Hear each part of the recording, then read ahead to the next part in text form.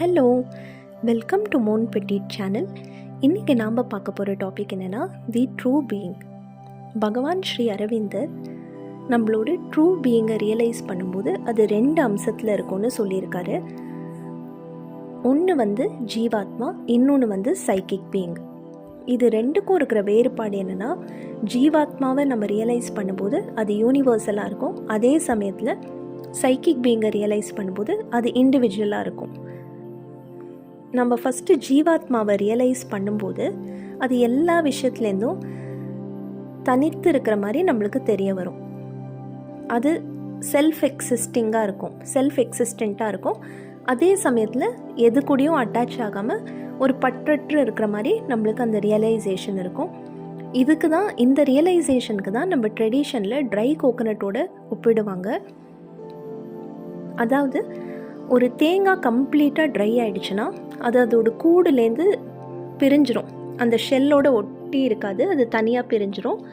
நம்ம அதை கையில் எடுத்து அதை ரொட்டேட் பண்ணோன்னா அந்த தேங்காவும் ரொட்டேட் ஆகும்.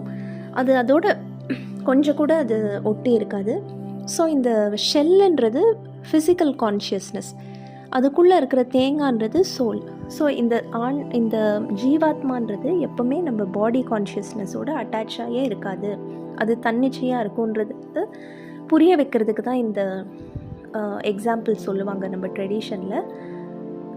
ஆனால் ஒருத்தர் சைக்கிக் பீயிங்கை ரியலைஸ் பண்ணும்போது அந்த ரியலைசேஷன் இந்த மாதிரி இருக்காது. ஏன்னா அது இறைவனோட ஒரு ஐக்கியத்தை கொண்டு வரும். இறைவனை மட்டும் நம்பி வாழ்ந்து இறைவனுக்கு மட்டும் சமர்ப்பணம் செஞ்சு வாழ்கிற ஒரு ரியலைசேஷனை நம்மளுக்கு கொடுக்கும்.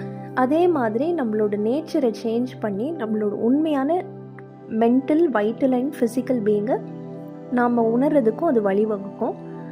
இந்த 2 ரியலைசேஷனும் இந்த யோகத்துக்கு ரொம்ப ரொம்ப முக்கியமான ஒரு விஷயம், இன்றியமையாதவைன்னு பகவான் சொல்லியிருக்காரு.